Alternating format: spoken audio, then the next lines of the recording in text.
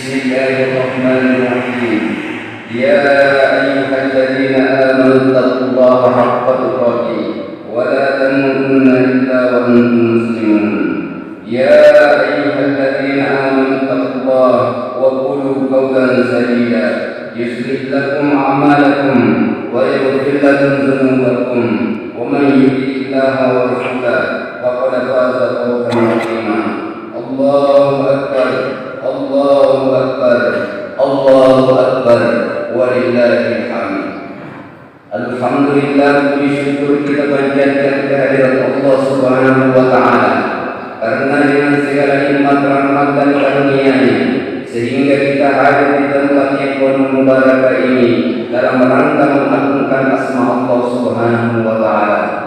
Salawat serta salam senantiasa tercurah kepada sosok pribadi agung, sosok pribadi mulia, putra padang pasir, Rasulullah Muhammad sallallahu alaihi wasallam, Nabi yang menjadikan suri tauladan bagi umat manusia sekaligus rahmatan lil alamin. Allahu akbar, Allahu akbar, Allahu akbar, walillahil hamd. Demikianlah bunyi untayan kalimat suci yang kita kumandangkan dengan suara yang nyaring sehingga terdengar dengan jelas oleh setiap makhluk yang memiliki pendengaran.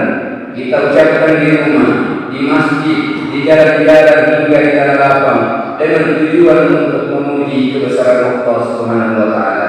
Allahu akbar, Allahu akbar, Allahu akbar, walillahil hamd. Allahu akbar adalah nama besar Allah, Maha Agung. Bayangkan luasnya alam semesta ini berupa matahari, bulan, bintang dan planet dengan segala isinya. Allah lah yang mencipta, mengatur, menumbuhkan dan memelihara. Di balik alam yang itu masih ada alam yang jauh lebih luas, yang jauh lebih indah dan lebih modern, berupa alam jin, alam malaikat, sidratil muntaha hingga arsy alam akhirat yang semuanya berada dalam genggaman Allah Subhanahu wa Ta'ala. Jika kita dapat memahami kalimat takbir ini, maka sungguh sempurnalah pemikiran dari kemanusiaan kita bahwa Allah merupakan tujuan hidup yang sebenarnya. La ilaha illallah, tiada wujud selain Allah Subhanahu wa Ta'ala.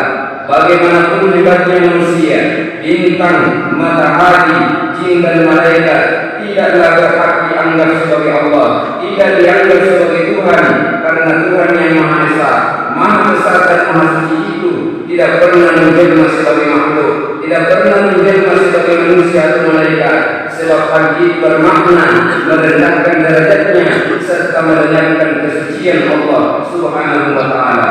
Walillahil hamd, baginya segala puji. Allah yang mencipta diri kita, menghidupkan dan menggerakkan jantung dan paru-paru serta peredaran darah seluruh, mencipta udara yang kita hirup, membentang bumi tempat kita berpijak, bulan, matahari yang menyinari, menurunkan hujan, menumbuhkan tanaman, maka patukah kita selaku hamba akan lupa kepadanya. Pantaskah kita tidak bersyukur kepada Allah Subhanahu wa taala? Wala na'budu illa iyyahu, tidak akan kita sembah selain Allah. Janganlah kita sebagai manusia yang hidup ini hanya sekedar bersenang-senang, bersukaria, larut dalam menatap dunia tanpa menyembah Allah sebagai pemilik alam semesta, tanpa melaksanakan ibadah yang diperintahkan oleh Allah Subhanahu wa taala. Kita boleh bersenang-senang, tak masalah kita bergembira, tak berdosa pula kita berbahagia. Namun jangan sampai kita lupa menjadikan lisan ini untuk senantiasa menyebut dan memuji Allah Subhanahu wa taala. Kita pergunakan kaki untuk melangkah menuju Allah, manfaatkan pinggang untuk ruku, lutut dan dada untuk sujud, serta menyebarkan agama Allah Subhanahu wa taala. Jangan biarkan waktu berlalu tanpa memperingati dan menyebut nama Allah Subhanahu wa taala. Terlebih lagi hari raya Idul Adha ini yang masih diselimuti suasana pandemi Covid-19 yang belum juga mereda, bahkan masih terus bertambah. Namun demikian, jangan sampai kita kehilangan makna dan esensi hari raya kurban ini. Kemarin dinamakan hari Arafah, hari ini dinamakan Idul Adha atau Yaumul Nahar. Lusa dan seterusnya adalah hari-hari tasyrik yang kesemuanya adalah hari yang paling mulia di mata Allah Subhanahu wa taala. Allahu Akbar, Allahu Akbar, Allahu Akbar, walillahil hamd. Sepanjang malam menurut takbir, tahlil dan tahmid berkumandang di serteo jagat raya, seakan mendekatkan hati, menyentuh jiwa-jiwa yang beriman. Lalu pagi ini dengan penuh semangat persatuan, meski dalam perbedaan, ada yang datang berjalan kaki, memakai kendaraan, berjalan cepat atau lambat, laki-laki dan perempuan, tua atau pemuda yang sedia ataupun gembira, semuanya datang berjamaah di atas hamparan Allah Subhanahu wa taala untuk menghidupkan ajaran Rasulullah sallallahu alaihi wasallam sebagai bukti rasa cinta kita kepadanya. Sementara saudara-saudara kita yang menjaga dan Allah pada suci dengan usaha yang sama, mereka sedang berjuang keras melaksanakan rangkaian ibadah haji meski dalam jumlah yang sangat terbatas akibat adanya pandemi ini. Tanggal 8 Zulhijjah mereka berangkat dari Mekah menuju Arafah. 9 Zulhijjah mereka wukuf di padang Arafah, dan pada malam harinya mereka mati di Musdalifah untuk mengumpulkan batu kerikil untuk melontar jumrah hajinya. Sungguh sebuah kejadian menakjubkan yang seakan-akan mengenai kita pada saat kelak para manusia. Ya Allah, semoga saudara-saudara kami yang berdoa di rumahmu diberikan kemudahan agar melakukan haji yang mabrur, dan semoga diberi kesabaran bagi mereka yang tertunda keberangkatan hajinya. Namun yakinlah bahwa di balik semua peristiwa ini ada hikmah besar yang terkandung di dalamnya. Allahu Akbar, Allahu Akbar, Allahu Akbar, walillahil hamd. Ini adalah bulan Zulhijjah, di mana di dalamnya terdapat beberapa kejadian besar dalam sejarah Islam. Dalam hadis Rasulullah SAW menerangkan bahwa Nabi Adam diterima taubatnya oleh Allah Subhanahu wa taala pada tanggal 1 Zulhijjah setelah sekian ratus tahun menengadahkan tangan ke langit untuk bertaubat. Doa Nabi Yunus alaihissalam dijawab oleh Allah Subhanahu wa taala dan dikeluarkan dari perut ikan pada hari kedua bulan Zulhijjah. Pada hari ketiganya doa Nabi Zakaria alaihissalam dikabulkan oleh Allah Subhanahu wa taala. Pada bulan ini yang tanggal 4 Zulhijjah Nabiullah Isa alaihissalam dilahirkan. Begitu pula Nabi Musa alaihissalam dilahirkan pada hari yang kelima di bulan Zulhijjah ini. Namun demikian, kejadian yang besar yang tidak mungkin dilupakan umat Islam adalah sejarah ketaatan dan ketakwaan seorang Nabiullah Nabiullah Ibrahim alaihissalam dan keluarganya yang kita peringati pada hari ini. Dalam kehidupan ini, seringkali harta yang bisa membuat manusia lupa kepada Yang Maha Kaya. Seringkali pangkat dan kedudukan menjadikan manusia semakin jauh dari zat yang memberi dan mengambil pangkat dan jabatan. Namun yang paling banyak kita jumpai adalah kecintaan terhadap keluarga, anak-anak kita, mampu mengurangi kecintaan dan ibadah kita kepada Allah Subhanahu wa Ta'ala. Dikisahkan sebelum Nabiullah Ibrahim alaihissalam adalah seorang yang sangat dermawan. Beliau bisa menyembelih selalu menyembelih 1000 ekor domba, 300 lembu dan 100 ekor unta untuk sabilillah. Banyak orang yang berkagum karenanya, bahkan sampai malaikat pun ikut mengagungnya. Melihat, mendengar kekaguman tersebut, Nabi Ibrahim alaihissalam berkata, jangankan binatang, jika saya memiliki seorang anak, lalu Allah memerintahkan meminta aku agar mengorbankannya, niscaya aku juga akan mengorbankannya.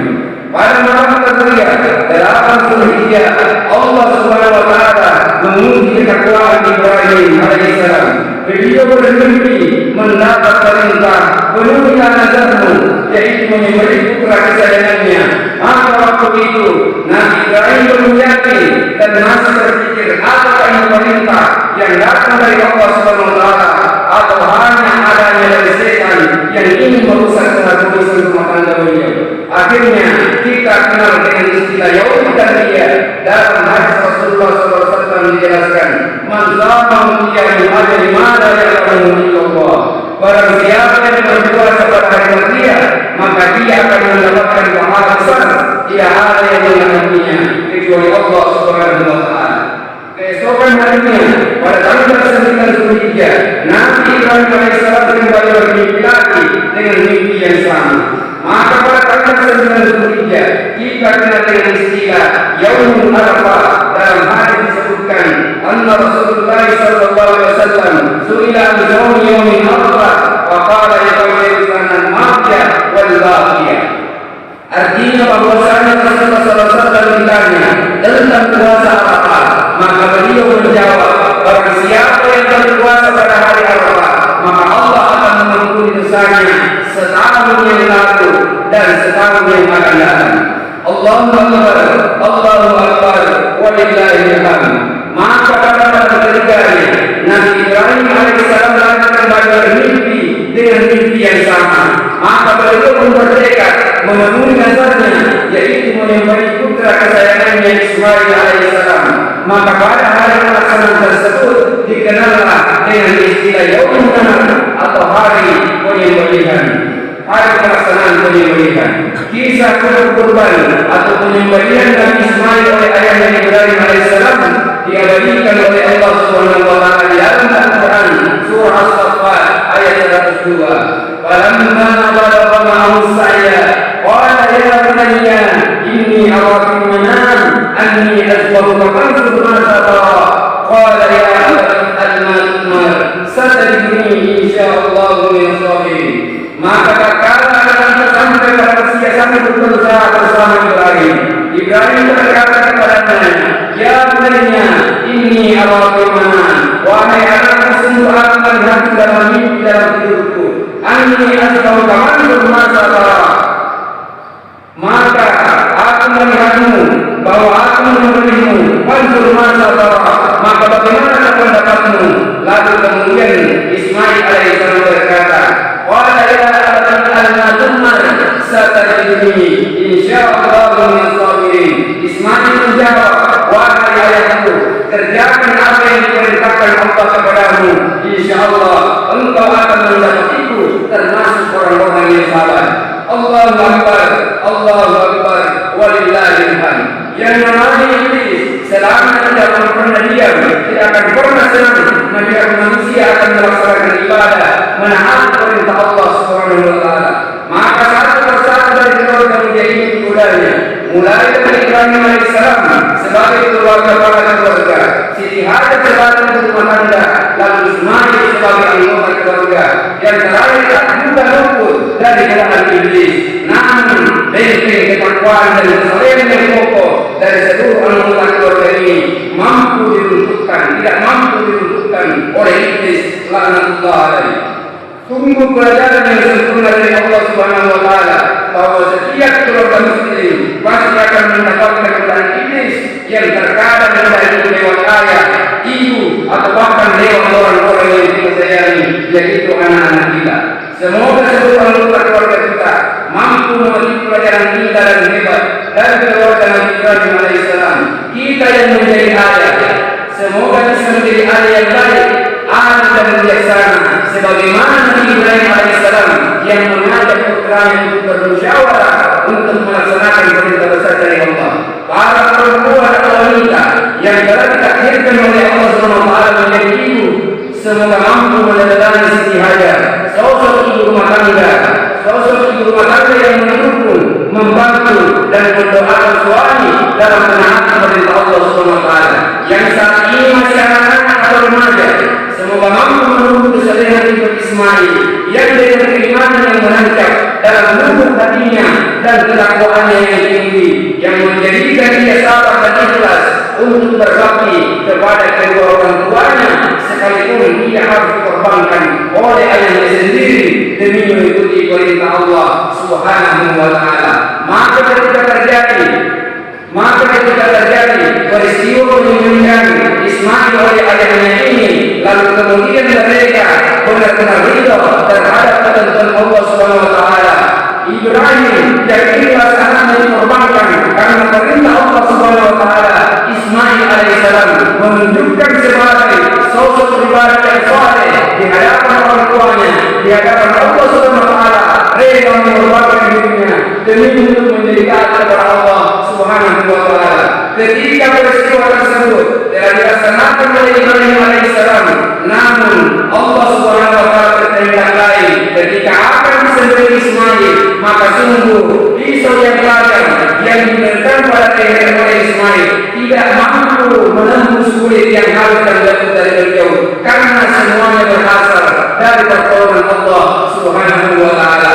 Namun demikian, ketika nafas itu telah dilakukan dan ternyata Allah Subhanahu wa taala berkehendak lain, dan itulah yang difirmankan oleh Allah Subhanahu wa taala di dalam Al-Qur'an, wa nadainahu an ya Ibrahim qad sadaqta ru'ya inna kadzalika najzil muslimin inna hadza lahuwal bala'ul mubin wa qadainahu fi dhikrin 'azim wa tarakna 'alaihi fil akhirin. Allah Subhanahu wa taala berkata, wa nadainahu an ya Ibrahim, dan kami kepada Ibrahim, sungguh engkau telah mendengarkan mimpi itu, sesungguhnya yang demikian itu kami beri balasan kepada orang-orang yang berbuat baik.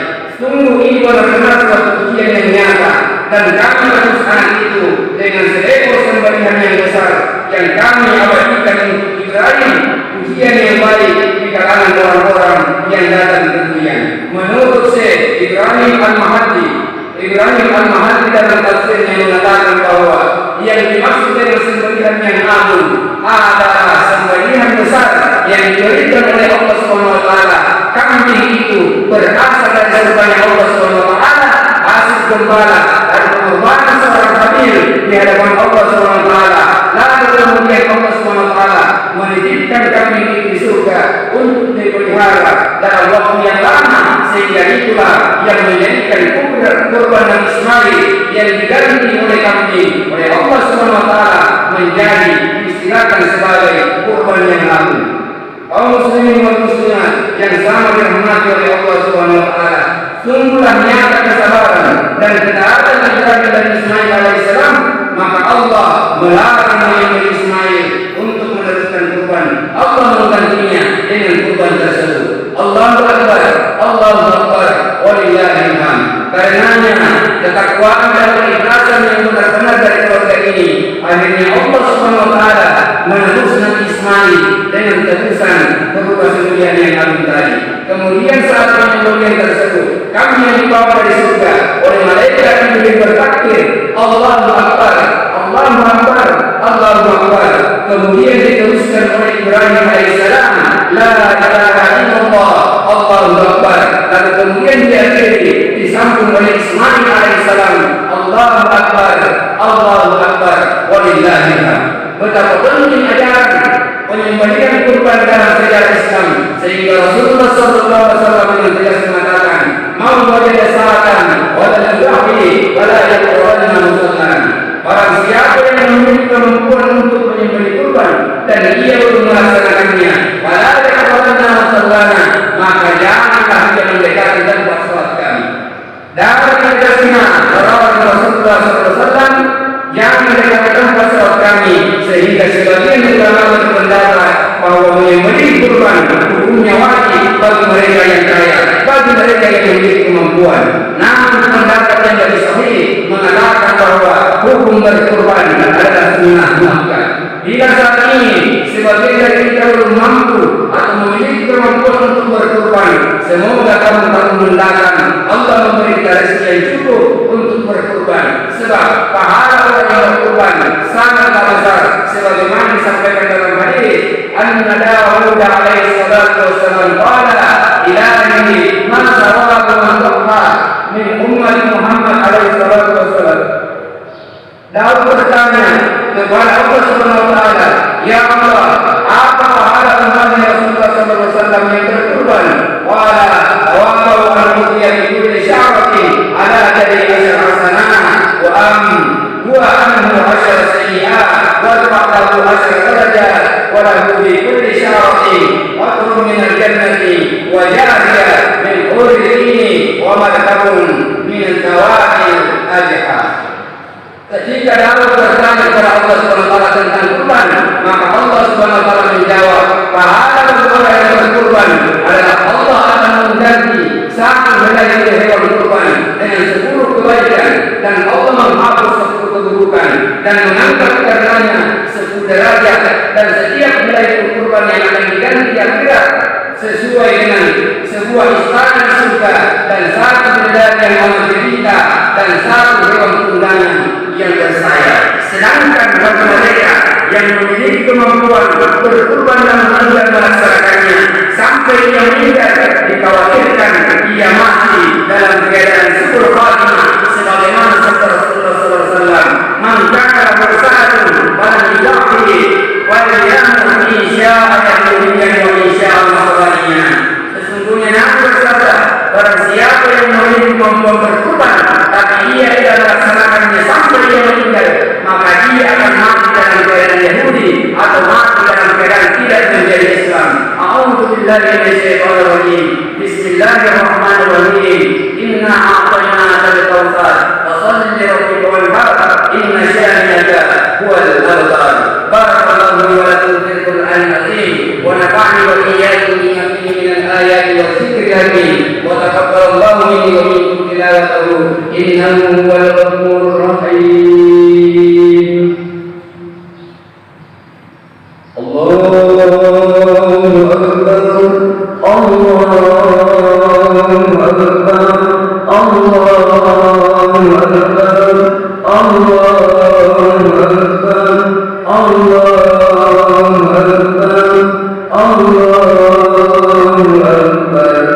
Allahu akbar kabira walhamdulillahi katsiran wa subhanallahi bukratan wa asila.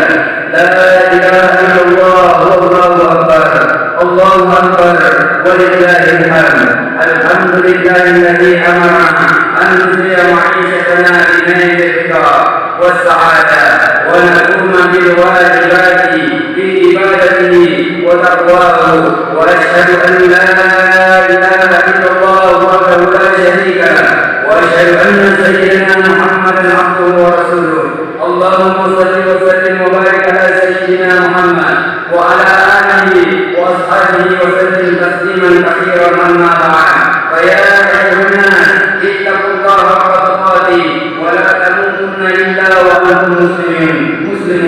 Allahumma salli ala sayyidina Muhammadin wa ala ali sayyidina Muhammad wa ta'anna ma'hum bi rahmatika ya arhamar rahimin. Allahumma ighfir lil muslimin wal mu'minin wal mu'minat wal muslimin wal muslimat al ahya'i minhum wal amwat innaka sami'un qaribun mujibud da'wa wa ya qadil hajat. Allahumma irfa' أن البلاء والوباء والزلازل والمحن وسوء الفتنة ما ظهر منها وما بطن عن بلادنا الإندونيسية خاصة وسائر بلدان المسلمين عامة يا رب العالمين. ربنا ظلمنا أنفسنا وإن لم تغفر لنا وترحمنا لنكونن من الخاسرين. ربنا لا تزغ قلوبنا بعد إذ هديتنا وهب لنا من لدنك رحمة إنك أنت الوهاب.